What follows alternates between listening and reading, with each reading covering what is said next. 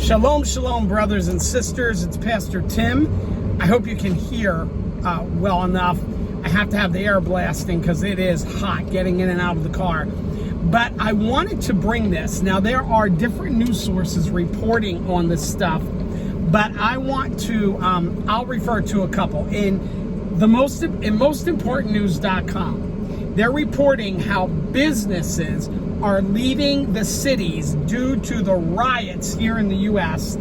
And even in one article that I read, I think it was the mayor, I'm not a big fan of the mayor of Chicago, who spoke about the fact that Walmart and Target aren't even sure if they'll come back to the city.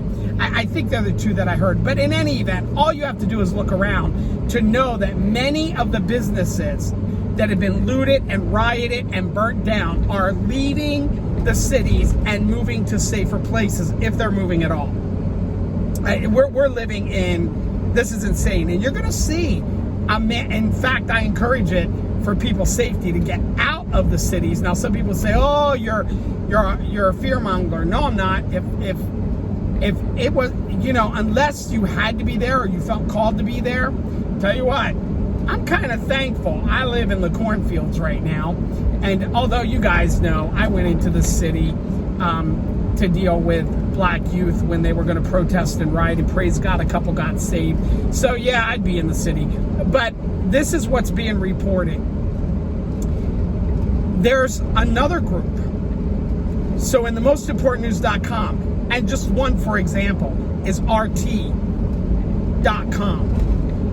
Police who are being boycotted, defunded, the globalists, what they're doing.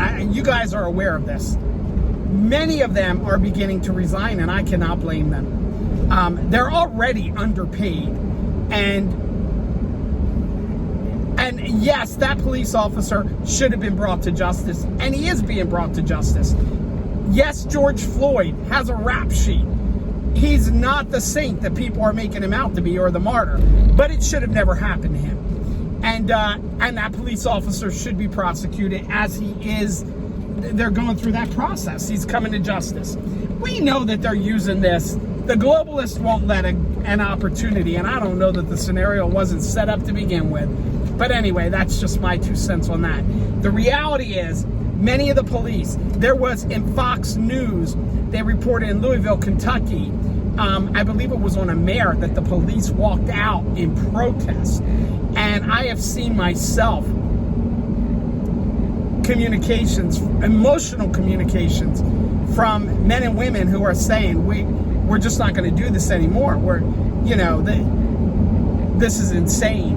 And I feel for them and I pray for them. I'll tell you what, I honor and love and pray for the authorities in my community, and I will have their back in prayer, and I would have their back physically if need be.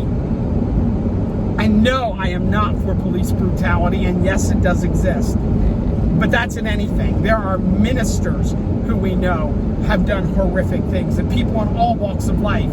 And yes, we need to have discussions. I agree, but these protests, this is hurting our nation, and this is part of the New World Order globalist move. Well, anyway, you're going to see a mass exodus of those in law enforcement. They're not going to do it. And I'll tell you what, the globalists want to defund them. Boy, we are seeing this happen right before our very eyes. Brothers and sisters, this is part of an end time play. We are at the end of the dispensation of grace.